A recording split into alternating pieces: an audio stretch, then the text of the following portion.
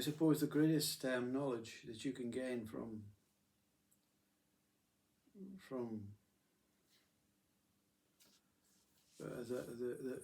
the truth of yourself,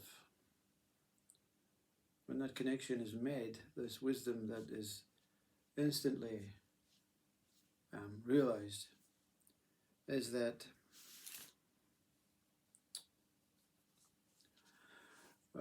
we can say every single thing that has ever existed in our life is absolutely, intricately planned.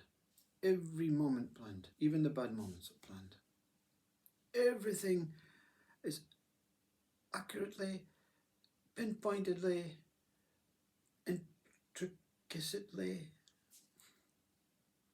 intricately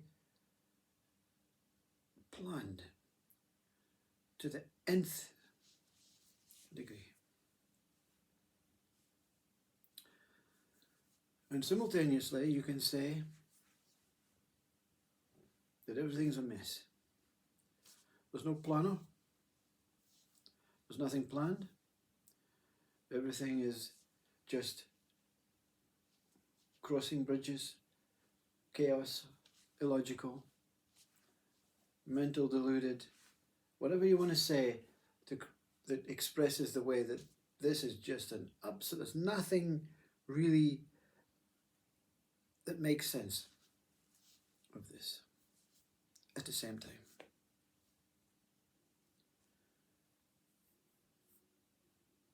So what do you make of this, you see? What do you make of this?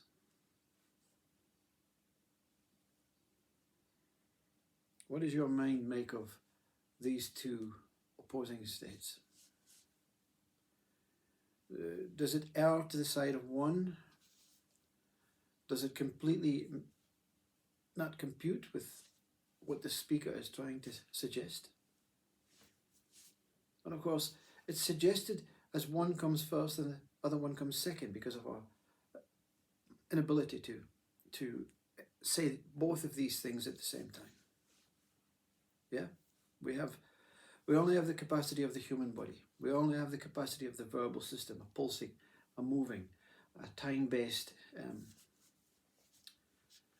projection. But what if the speaker said this?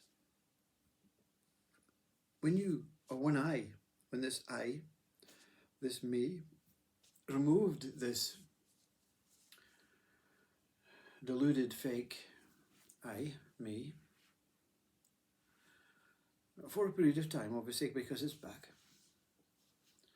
When it was annihilated, moved, and cast aside, nati, Ramana Maharshi, not accepting anything, not even God, consciousness, nothing. Angels, light, nothing. No spiritual connection, nothing. Okay. The result of this truth is zero. It is zero. And no, zero is below nothing. Because we have nothing as the opposite of something. Yeah, you have something, yeah. Hundreds of somethings and nothing. Whatever it is that you measure is in this hand. It's form, it's solid, and whatever it is, we're imagining it now. But let's say there's 100 marbles in this hand. There is something in this hand. And in this hand, there's no marbles. There's nothing in this hand. Two opposing states. Zero is not opposing state. The truth is zero. You can't say the truth is nothing exists, and you can't say the truth is everything exists, or even something exists. The truth is zero. Yeah?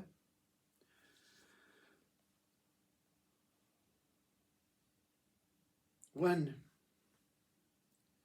you go to school, your mind goes to school. You don't go to school, your body just appears in a building, a structure, or something that it imagines it is inside. So when your mind goes to school, it learns about very simple arithmetic. And this arithmetic is seen as 1 plus 1 is 2. So we have that 1, that everything is intricately planned, 1. On top of, everything is nonsense, everything is chaos, 1. So 1 plus 1 makes 2 options. We have 2 options. The mind creates 2 options. We can go down this side. Everything is as it is. It's perfect. Even if someone comes up and stabs me tomorrow, it's perfect. It's meant to be. It's absolutely meant to be. And the other one? I don't know why I bother. I'm going to fight against this because there's no thing helping me out into this world. It's a whole lot of nonsense. There's just an absolute chaos. So we have 2 options. 1 plus 1 is 2. When we go to school, one mind goes to school and learns arithmetic. It learns 1 plus 1. But it also learns 1 minus 1. What is 1 minus 1? Yeah, so the one that thinks it's intricately planned is saying to the other, no, you're not it. The chaos, the nonsense. No, it's not true. Or the other way around. Either way, there's one opposing the other. No, it's not true. So what we're going to do is we're going to remove you. Okay, we're going to remove 1, and 1's going to remain. So we say 1 minus 1 is 0. Yeah, you remove 1, you remove the other. It's impossible to keep one without the other. It's impossible to have man without woman. It's impossible to have opposing a one-sided life. It's impossible to have the in-breath without the out-breath. It's impossible to drink water without urinating. So it's gaining and the opposite of gaining is losing. So what's the point of this? The point of this is, I remember, well, I don't know if it's a memory, or if it's a recollection, or if it's an experience, or if it's happening right now. But in midst of zero, yeah, where both 1 plus 1 had disappeared. That's truth.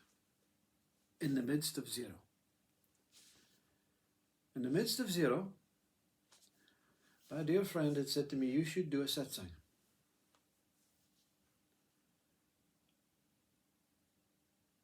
And I didn't know what they were talking about. Because zero has no idea of what is going on in the world, because everything has been annihilated. And you become that dependent soul. And this friend said, just follow me. And that's what you do. You become that puppy. You're dependent on that who leads you. That's why it's very dangerous to be enlightened and be in the presence of someone who wants to utilize your body or your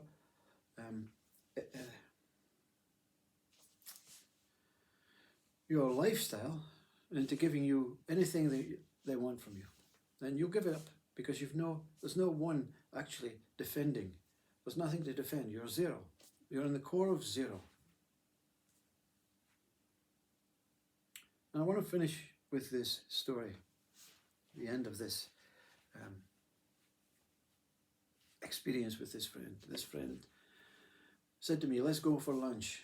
And I didn't know what they were talking about, but what happens is you're connecting with some beings that are very, very able to manipulate.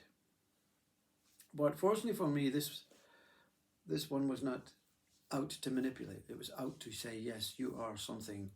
You are talking about something that is really, really necessary in our human and being existence. So it is only right that you should be a speaker. So I was taken to this well-being center, and this woman who ran this well-being center, I walked in and I just thought, this is beautiful, this is incredible. This space is immensely energetic and pulsating with love. And something says, you know, you're in the right place. Whoever you are, you're in the right place.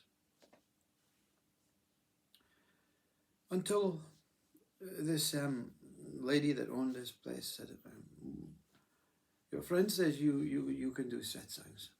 And I says, whatever my friend says, I'm okay with that. Whatever is required, I will obey. And this lady said, and she started speaking about things that it made no sense to me, about dimensions and whatever. And she said, I myself do teaching. I teach the 5th dimension. And I went, very good. Very good. I don't know what you're talking about deep down inside, but I'm not going to say that because I don't want to make a fool out of this lady. And she says, I teach 5th dimension. And she says, so your satsang, tell me a bit about yourself. Which dimension have you experienced? And I said, I don't know what you're talking about to myself. I said, I don't know how to answer this question. And I said, I can only fall back on arithmetic. And that everything that I had known, everything that I had experienced had disappeared. And there was nothing left. I was experiencing this pure, undiluted nothingness. But something inside said, you can't say nothing. And you can't say something. And you can't say a figure that is not relevant to what you truly are. And I said, I'm sorry, but I don't know what you're talking about. If you want me to deliver what I am experiencing, or what I think is taking place, I can only see 0 dimension. I don't know anything else except 0 dimension. I don't know what you mean by 4th, 5th, or whatever it was she was speaking about, 6th, 7th, 8th, 9th. I said, I don't know. And she said, you're going backwards instead of forward. And I said, that's fine. It's not a problem. And she says, but it's up to you whether you come back or not. I never returned. I never returned. And to this day, I has never returned. One has never returned. Everything is always 0. 1 plus 1 exists. I can say me and the landscape as 2. I can say me and the landscape as 1. But in truth, everything is 0. Everything is beyond nothing and something state. But our mind wants something other than 0. Our mind doesn't want boredom. It doesn't want non-participation. It doesn't want non-action. It doesn't want non-thinking. It doesn't want non-anything. And why would we spend our whole life in this planet in 0 state? Well, I want to leave you with this. 0 state is the most contented, most pure, most placid, most tranquil, most liberating, most free state. And it cannot be pulled into 1 or 1 plus 1. It doesn't have to be pulled. The magnet is no longer pulling. It's a simple case. You step into it, nothing pulls you. You step out of it, something pulls you. So nothing pulls you. 0 is truth. But it's not what the mind thinks 0 is. 0 is nothing. appearing as something, appearing as everything, appearing as loads of things. Multiplying and multiplying and multiplying. I was never good at multiplication at school or division. I only knew 1 plus 1 was 2. 1 plus 1 is 0.